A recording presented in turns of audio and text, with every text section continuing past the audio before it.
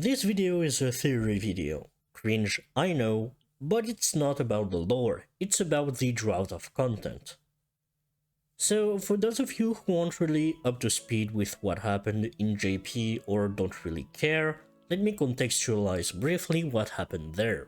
In 2020 we had the usual schedule with a lot of newer events and reruns, but in 2021 some of those events were missing, and all the new events released that year will not have any reruns.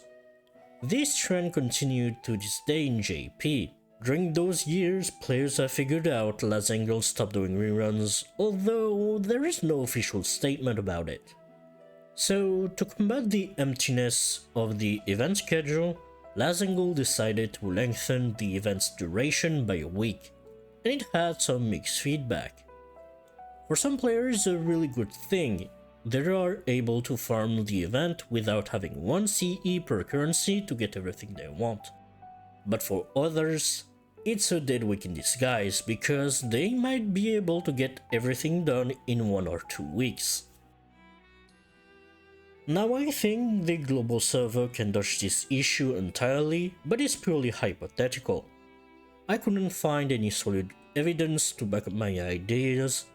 I mainly rely on speculation around what's been said in official broadcasts in Japanese, but I could misinterpret things or make some translation mistakes, so please take what I'm saying with a grain of salt.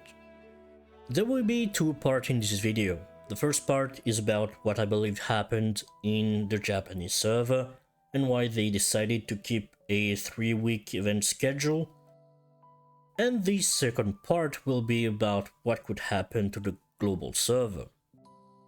I think what happened was a delayed effect of their development cycle and COVID.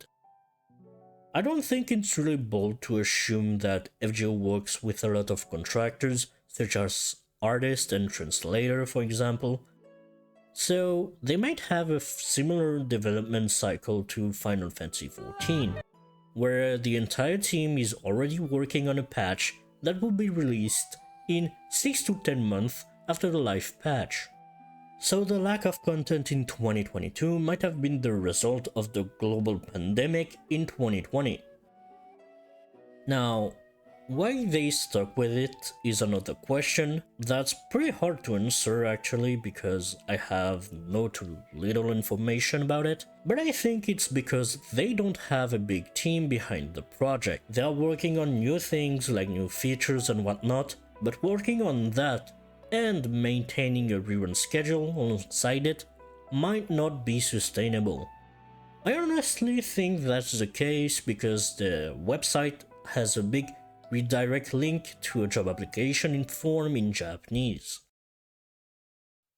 Moving on to what could happen in the global server. We know that in the past they have shown various degrees of agency. For instance, we have exclusive Thanksgiving missions, or more recently, we are the first server to have a Stardust GSSR. I know exclusivity doesn't mean anything. It doesn't mean they are able to change things to mitigate the potential drought damages, but we know they are able to release content early. One of the biggest examples I can think of is the 5th anniversary. It had a lot of early features and content added to the game, such as a pen skill, summon coin, PD system, and animation updates. Those 2 things are enough for me to believe in their ability to dodge the drought, and I think they could go 2 different routes. The sloth route and the minimalist route. The sloth route is a 1-to-1 copy of the Japanese server, but the issue will remain the same. There is nothing to do after you complete an event, or while you are waiting for another one to pop up if you play casually.